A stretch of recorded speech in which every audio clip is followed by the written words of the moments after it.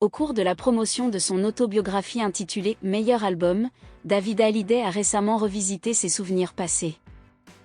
Parmi eux, il a particulièrement plongé dans les mémoires de son enfance, caractérisées par des expériences tout à fait singulières. Grandir aux côtés de Johnny Hallyday et Sylvie Vartan, deux figures emblématiques de la musique, confère indubitablement des souvenirs hors du commun, très éloignés de ceux que peuvent partager les camarades d'école ordinaire. Bien que certains souvenirs soient empreints d'une certaine extravagance, tels que les vacances estivales partagées avec Michel Sardou et les célébrations de Noël aux côtés du chanteur Carlos, d'autres sont empreints d'une tonalité moins plaisante pour le chanteur, aujourd'hui âgé de 57 ans.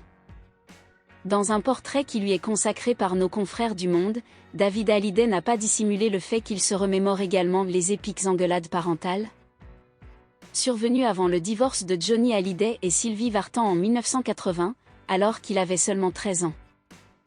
Il convient de souligner que la vie surexposée, marquée par les fans sans cesse agrippés au basque de ses parents, ne facilite pas l'apaisement des tensions au sein du couple. Celui-ci doit également faire face à des infidélités et à des problèmes financiers. C'est finalement après le divorce que David Hallyday parvient à trouver la paix.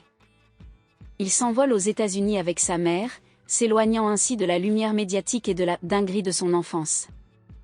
Pour son épanouissement, le jeune homme peut également se fier à des figures fondamentales telles que sa grand-mère bulgare, Ilona, dont le prénom est repris par sa fille aînée, son oncle Eddie Vartan, qualifié de pilier, et sa mère, naturellement, en tant que soutien constant. En outre, Tony Scotti, son beau-père, joue un rôle crucial en l'encourageant à s'engager dans une carrière solo, alors même qu'il aurait préféré se réfugier dans l'anonymat des groupes. Cet entourage, qui l'encourage à poursuivre sa passion pour la musique, a joué un rôle crucial dans son parcours. « Je ne suis pas parti en vrille car j'ai fait un gros travail sur moi-même. En plus, la musique m'a sauvé », a-t-il confié à nos confrères du Monde. Il a mis du temps à établir sa propre carrière musicale indépendamment de celle de son père. « J'ai réussi à éviter le syndrome de l'imposteur, mais il m'a fallu du temps pour accepter que le public appréciait mes chansons pour ce qu'elles étaient », se remémore-t-il.